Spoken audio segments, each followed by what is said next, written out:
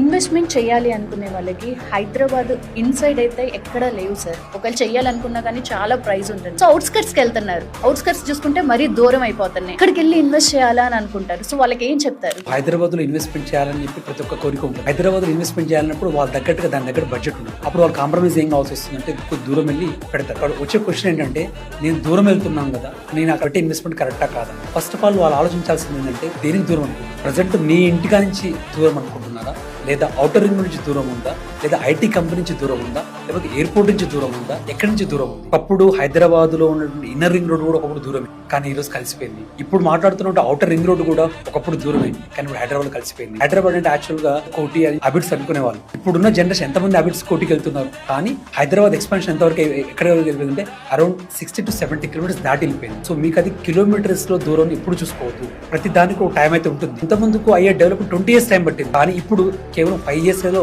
ఆ డెవలప్మెంట్ అయితే అవుతుంది ఖచ్చితంగా. Maximum Hyderabad outer ring road wait చేసుకుని మీరు 20 కిలోమీటర్ దూరం వెళ్తారా, 30 కిలోమీటర్ దూరం వెళ్ళినా సరే మీకు ఒక 5 years లోపటనే మాసిక్ గ్రోత్ అనేది కనపడదు. మనం దూరం అని మనం అనుకుంటున్నాం, కానీ ఫస్ట్ మీ ఆలోచన దూరం అవుతుంది. ఎందుకంటే మన హైదరాబాద్ అనేది వాస్ట్ గా ఎక్స్పాన్షన్ చేస్తూ పోతున్నారు కాబట్టి అది మీరు ఎంత దూరం చేసినా సరే ప్రాపర్ గా డిటిసిపి పర్మిషన్ తీసుకున్నా సరే, హెచ్ఎండి పర్మిషన్ తీసుకున్నా సరే, అక్కడ ఎక్కడ తీసుకున్నా సరే మీరు ఈ రోజు తీసుకున్నటువంటి పెట్టుబడి ఖచ్చితంగా వచ్చే 5 సంవత్సరాల్లో ఖచ్చితంగా డబుల్ అవుతుంది.